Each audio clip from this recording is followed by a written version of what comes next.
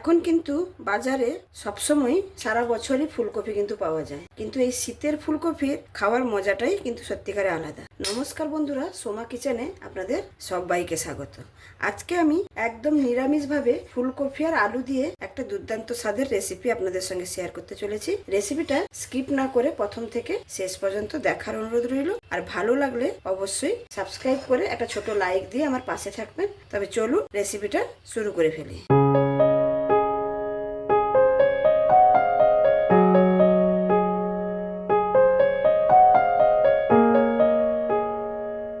এখানে দেখুন আমি ফুলকপি নিয়েছি, আর ফুলকপিগুলোকে একটু এরকম বড় বড় সাইজের করে আমি কেটে নিয়েছি।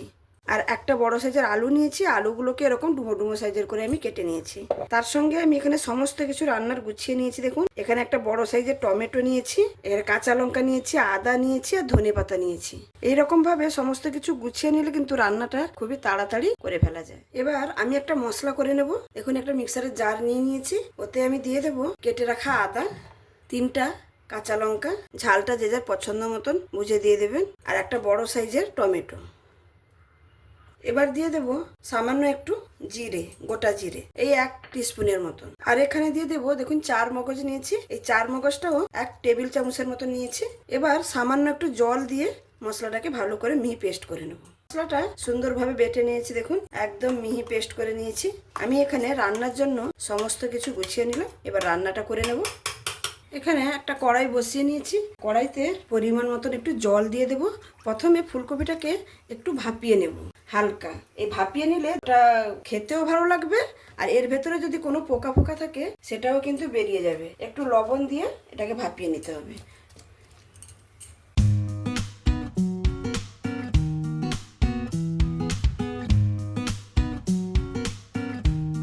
এখানে ফুলকপিটা সমস্ত দিয়ে দিয়েছি। এবার সামান্য একটু লবণ দিয়ে দেব। এই লবণ দিয়ে ফুলকপিটাকে হালকা একটু ভাপিয়ে নেব, একদম হালকা 1-2 মিনিটের মতন ভাপিয়ে নেব। এতে করে ফুলকপিটা রান্নাতে খেতেও ভালো লাগবে, আর এর ভেতরে যদি কোনো পোকামাকড় থেকে থাকে সেটাও কিন্তু বেরিয়ে যাবে। আমি এবার একটা ঢাকনা দিয়ে ঢেকে দেব। 2 মিনিটের পরে আমি ঢাকনাটা খুলে নিচ্ছি। এই ফুলকপিটা কিন্তু কোনোভাবেই বেশি সেদ্ধ করা যাবে না, খালি হালকা একটু ভাপিয়ে নিতে হবে। এবার আমি এটা তুলে নেব।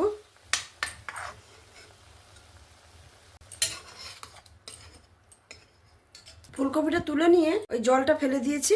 এবার আমি কড়াইতে তেল দিয়ে দেব, আলুটা ভেজে নেব। এবার দিয়ে দেব আলুগুলো, তার সঙ্গে দিয়ে দেবো সামান্য একটু লবণ আর সামান্য একটু হলুদ দিয়ে আলুটাকে ভালো করে একটু লাল লাল করে ভেজে। আলুটাকে সুন্দরভাবে লাল করে একদম ভেজে নিয়েছি। এবার তুলে নেব।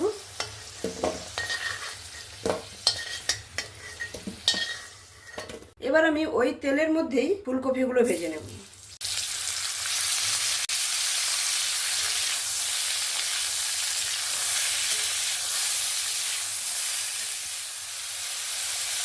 সামান্য একটু হলুদ দিয়ে দেবো। আমি লবণ আর দেবো না, সেদ্ধ করার সময় লবণ দিয়েছিলাম, সেই জন্য আর লবণ দিচ্ছি না। খালি হলুদ একটু দিয়ে ফুলকপিটাকে ভেজে নেব।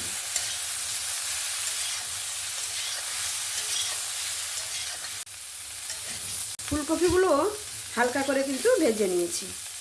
এবার ফুলকপিগুলোকেও তুলে নেব।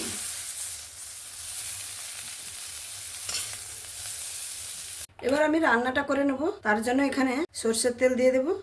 যে কোনো নিরামিষ রান্না কিন্তু একটু সর্ষের তেলে করলে খেতে ভালো লাগে, আর আপনারা চাইলে সাদা তেলেও করতে পারেন। তেলটা গরম হয়ে গেছে, এবার ফোড়ন করে নেব। ফোড়নে দিয়ে দেব গোটা জিরে সামান্য একটু, তার সঙ্গে দিয়ে দেব একটা তেজপাতাকে এরকম কেটে নিয়েছি, আর তার সঙ্গে দিয়ে দেব গরম মশলা, এলাচ আর দারচিনি। ফোড়নটা থেকে সুন্দর একটা গন্ধ বেরিয়েছে, ফোড়নটা সুন্দরভাবে ভাজা হয়ে গেছে। এবার এখানে বেটে রাখা মশলাটা আমি দিয়ে দেব।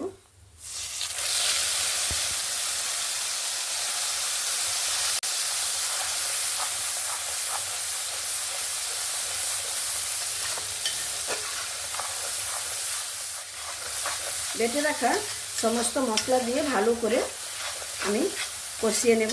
মশলাটা যতক্ষণ না সুন্দরভাবে কষানো হয়। সমস্ত বাটা মশলাটাকে একদম সুন্দরভাবে কষিয়ে নিয়েছি। দেখুন মশলা থেকে তেল ছাড়তে শুরু করেছে।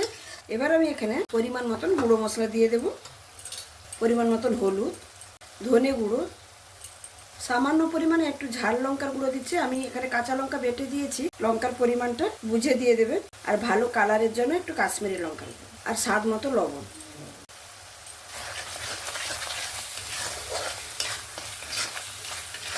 দিয়ে আবারও ভালোভাবে 1-2 মিনিটের মতো মশলাটাকে কষিয়ে নেব। এখানে আমি মশলাটা কষানোর সময় এই যে মিক্সার জারে যে মশলাটা বেটেছিলাম সেই মশলা ধোয়া জলটা দিয়ে মশলাটাকে ভালো করে কষিয়ে নেব।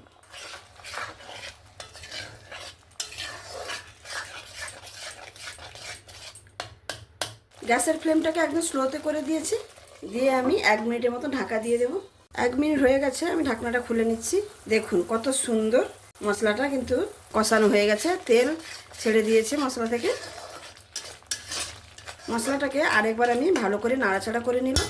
সামান্য একটু টক দই দিয়ে দেবো, এটা কিন্তু অপশনাল, আপনাদের কাছে যদি হাতের কাছে থাকে তো দেবেন, না হলে দেওয়ার কোনো দরকার নেই।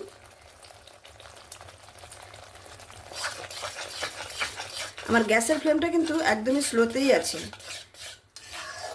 দইটাকে ভালো করে মিক্স করে নিয়ে তারপরে আমি কিন্তু গ্যাসের ফ্লেমটাকে বাড়াবো। দইটাকে দেওয়ার পরে আমি ভালো করে মিক্স করে নিয়েছি। এবার গ্যাসের ফ্লেমটাকে মিডিয়ামে করে দিয়েছি। আর এখানে মশলাটা সুন্দরভাবে কষানো হয়ে গেল। আমি এখানে সামান্য একটু গুড়ের পাউডার দিয়ে দেবো। এখানে আপনারা চিনিও ব্যবহার করতে পারেন, আমি এখানে গুড়টাই ব্যবহার করছি। যেহেতু আমি দইটা দিয়েছি, স্বাদটাকে ব্যালেন্স করার জন্য আমি এখানে একটু মিষ্টি ব্যবহার করলাম। আপনারা যদি মিষ্টি খেতে নাও পছন্দ করেন কোনো অসুবিধা নেই, দেবেন না। চিনিটা দিয়েও সুন্দরভাবে মশলাটা কষিয়ে নিয়েছি। ভেজে রাখা আলু আর ফুলকপিগুলো দিয়ে দেব, দিয়ে ভালো করে মশলার সঙ্গে মিক্স করে নেব। আর ফুলকপি আলু তো অলরেডি ভাজা আছে। এই রান্নাটা করতে কিন্তু বেশি সময় লাগবে না। আমার এই রান্নাটা যদি আপনাদের ভালো লেগে থাকে তাহলে অবশ্যই লাইক, শেয়ার, কমেন্ট এবং সাবস্ক্রাইব করে আমার পাশে থাকবেন।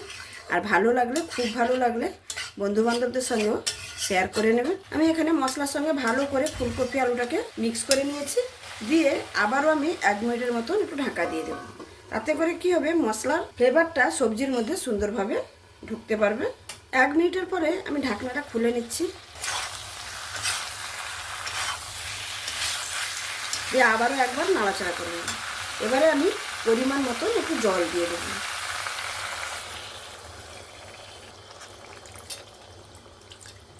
পরিমাণে আপনারা বুঝে জলটা দেবেন। যদি ভাতের সঙ্গে খান তাহলে একটু জলের পরিমাণটা বেশি রাখবেন, আর যদি রুটি পরোটার সঙ্গে খান তাহলে জলের পরিমাণটা সেরকমভাবে কম বুঝে দেবেন, যাতে গা মাখা রেসিপিটা হয়। আমি এখানে ভাতের সঙ্গে খাবো, সেই জন্য আমি একটু পরিমাণে জলটা বেশি দিয়েছি। আর বাদ বাকি আলু আর ফুলকপি যেটুকু সেদ্ধ হতে বাকি আছে তাতেও কিন্তু সেদ্ধটা হয়ে যাবে। আর এখানে একবার আমি লবণটা চেক করে নেব।